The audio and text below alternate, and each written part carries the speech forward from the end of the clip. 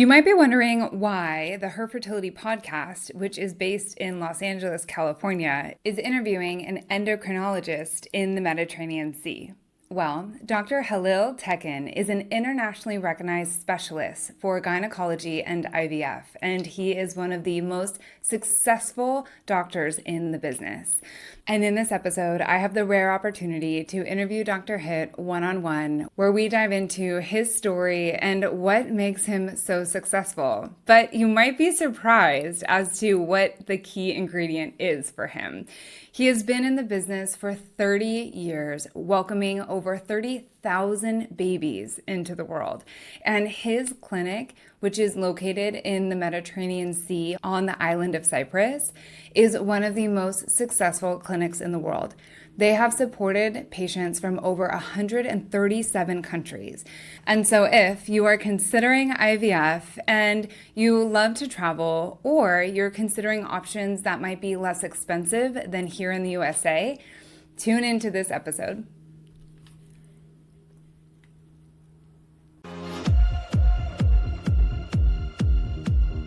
Welcome to Her Fertility, the podcast revolutionizing the way women are supported on their fertility journey.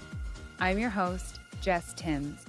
With years of supporting women as a fertility doula, I've seen the emotional pain caused by infertility, including my own struggle with unexplained infertility. And I always knew there had to be a better way to support women with their fertility health and healing. We are here to reclaim control, find clarity, and transform the fertility conversation. So let's jump into it. Will you describe the services that you offer? I started in 1995. It was a one-man show at the beginning. So now we have 3 in Cyprus, 1 in Georgia, 1 in other countries. So we are running 5 clinics. Also, we are helping to another clinic in Albania as well. We also have a branch in the UK as well, and we are, recruiting a lot of patients from UK. So mostly, I started in Istanbul. At the time, nobody knew about IVF. So one company from Israel, and they decided to make an investment. We were doing just regular IVF because at the time it was and still is banned in Turkey. So I was looking for some place that I can easily do it. And there was demand because when you do IVF treatment, and then people ask, I have no sperm or I have no egg, what I'm going to do? And actually at the time, the success rate, right, it was really, really low. So I asked myself, why we don't do it by ourselves? And then I was just looking for another place. And then I decided to go to check the Cyprus because I'm Cypriot from my mother's side. So we went to see the people, and there was no rule, no regulation. So we start the first egg donation and sperm donation clinic in Islamic, let's say, because Turkey and Cyprus, kind of Islamic country. That was the first clinic, providing the egg donation and sperm donation. And the story started like that. And there was a huge demand coming, and I was the only single clinic. It's exploded. And then we came to this day, and we have like 5 clinics, as I mentioned. And I want to go back to something you said in the beginning. How you started was you became a place for people to travel to get IVF because there was a need in that region. So you've always started as a place for people to travel to. And your statistics on the website say over 137 countries you've served, which is so beautiful. The main reason is that, in many countries, there is restriction like egg donation, gender selection, surrogacy, sperm donation, and many, many others. So people looking for a place to go. For example, why people coming from UK to Cyprus? There must be a reason because almost 90% of the British patient looking for an egg donation, they go abroad. Yeah. Maybe 50% come to Cyprus. What is the reason? Because in the UK, it's banned to use anonymous donor. So when your child is 18 years old, the government called the baby and says that that was the donor, and you were born by egg donation, and nobody likes it. You understand why people come in, why people looking for this. So, Yeah.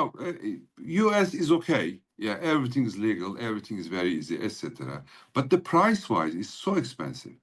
People Yeah. cannot afford to go to US. Payment plans, guarantee plan for the surrogacy too. Hmm. And also, I can tell you that is half price of the US, half price. Not That's like the amazing. other surrogate mother cost is also almost the highest part of the price or the highest cost. But we have guarantee program. If you don't deliver the healthy baby in 2 years, money back full. Hmm. That's Yeah. amazing. I'm not trying to do propaganda, but just trying to express ourselves, what we're doing. Hmm. And it also is on the website as well. Something not written on the websites, but we do guarantee program. Yeah, that guarantee program. It just speaks to the confidence and the success of your Mhm. clinic. It's amazing, but I also have full confidence that if people are traveling to Cyprus to your clinic, that they will have success. I'm very confident in that Yeah. as well. And you've had over 30,000 babies. Yes. Amazing. Yeah. And so your success rates are really high, and you attribute that to the lab. Is there anything else that makes your success so high? This is a very crucial part. So after I start focusing on the lab, and then we improve our outcomes. Now I can tell that this is the difference. So Mhm. yeah, after 10 years, I understood that this is the most crucial part of the success. So we focus on the lab. We can control something, and we didn't know, for example, the importance of the let's say some particles flying in the lab, the air quality, and then you will see that, for example, temperature of the incubators is the most crucial part. And of course, we are getting, many different type of medium, and we're using different type of medium with the backup to be able to control uh, the quality of the medium and the outcomes.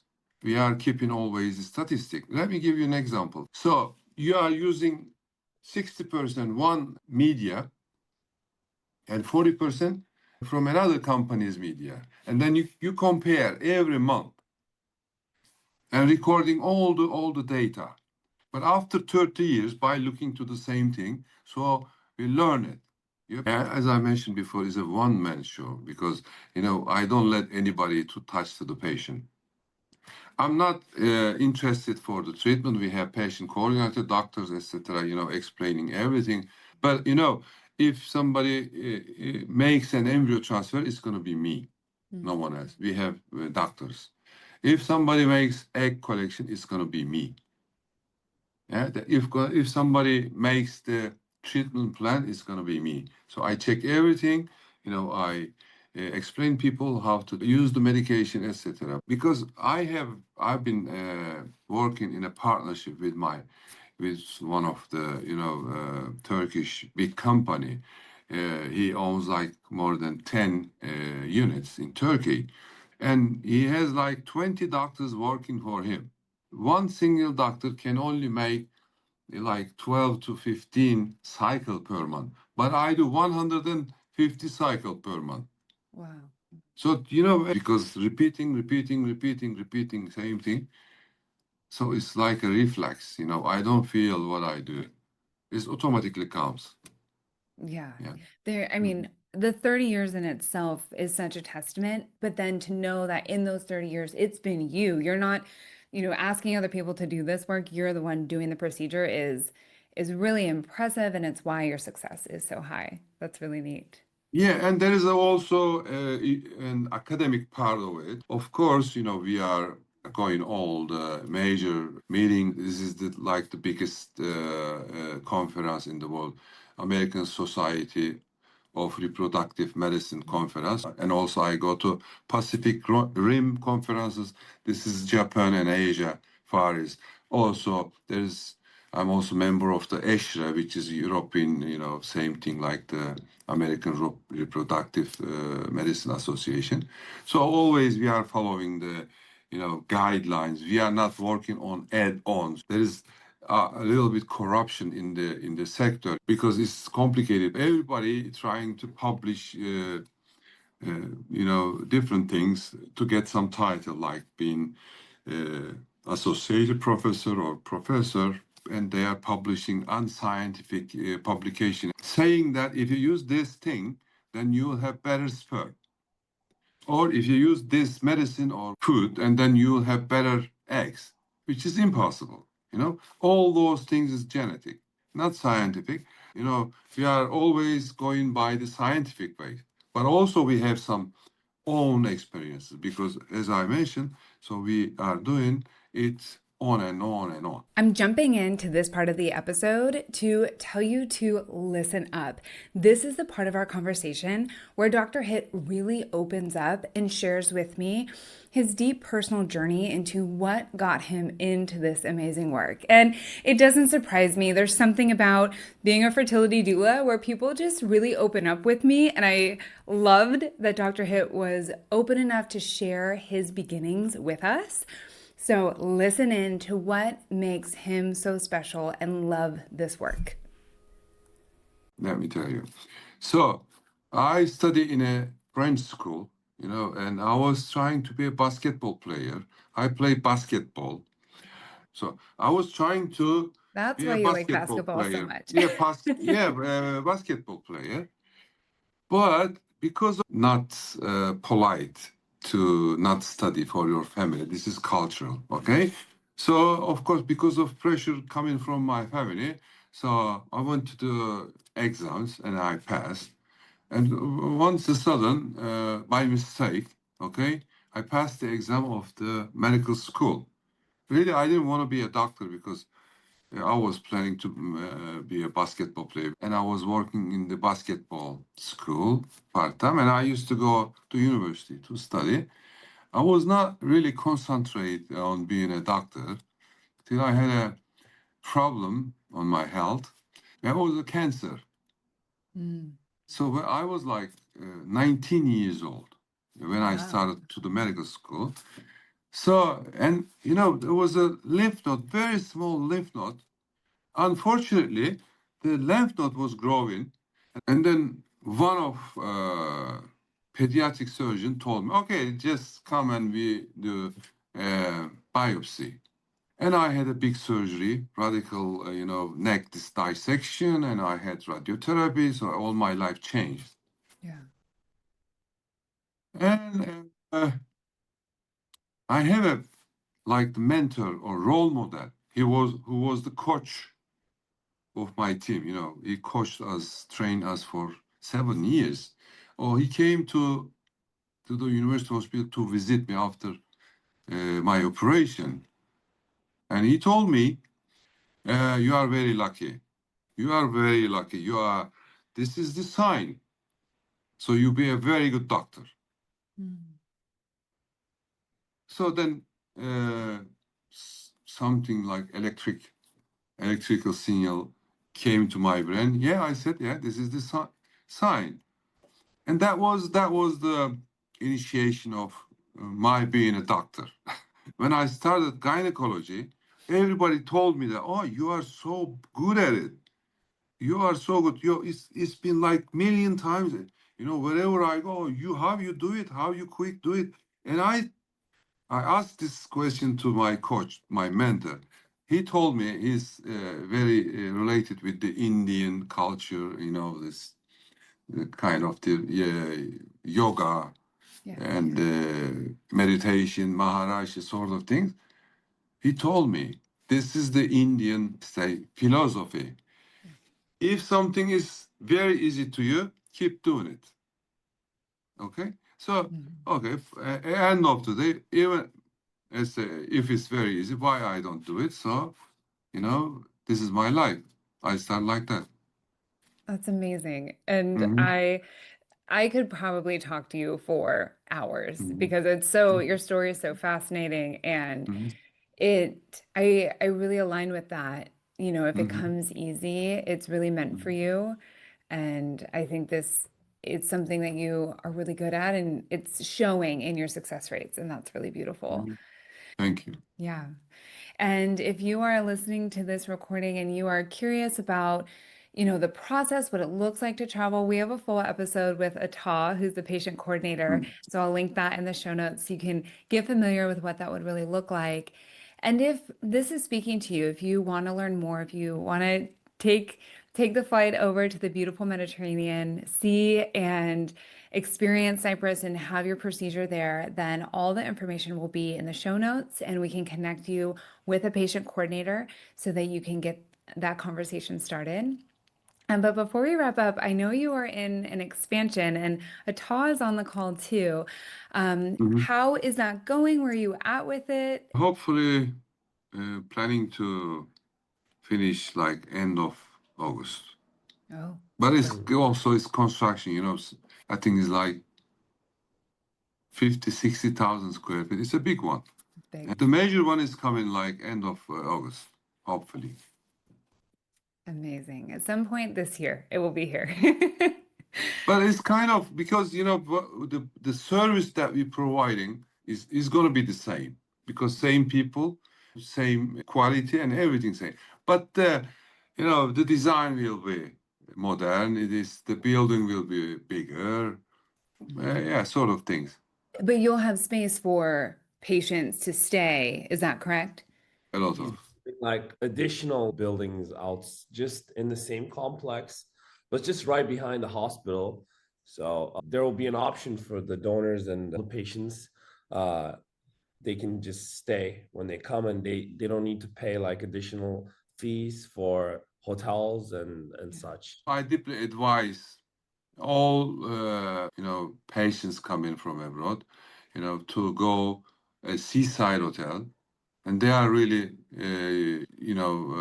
cheap, let's say, comparing to the other countries, and enjoy the sunshine and the sea. It's not like in the US, not like in the LA, because we have no shark, we have no jellyfish toxic, we have no cold water. It's very safe. Yeah, I am here in LA and we have all of those. Yeah, yeah, yeah. We go see the water. We don't get in the water a lot Hmm. because it is all of those things. So yeah, I think that's a component of this that's really important for couples to understand. Like if you are choosing to do IVF, and this is a lot of the work that I do in the support role, it's a big decision and it's stressful. It can be. But if you're on this beautiful island of Cyprus, you're by the ocean, like you said, and you are on vacation and that's relaxing. That in itself is going to change your success rate because you are in a different state, right? You're more relaxed, Yeah, which I think is important. yeah. Well, I am so grateful for both of you spending this time with me. And Dr. Hitt, it's really apparent to me that your passion is there, your success rate is there. It's just something that's natural, but you really care about this work and the success of it. And it speaks to why you're successful. And I really appreciate your time. Thank you. Thank you very much. Thank you. So Thank you. much. I appreciate it. Yeah. Bye bye. If you are struggling with infertility, you've probably tried to find support from family and friends, but they just don't get the depth of your problems. That's why I created the Fertility Support Circle. The circle meets monthly for free, where you'll connect virtually with women who are also navigating their fertility journey. If the monthly call is not enough, I also created a Fertility Support Circle membership to give you professional support at a fraction of the cost of private fertility doula sessions. If you're ready for support, please send me a DM on Instagram and I'll send you the information.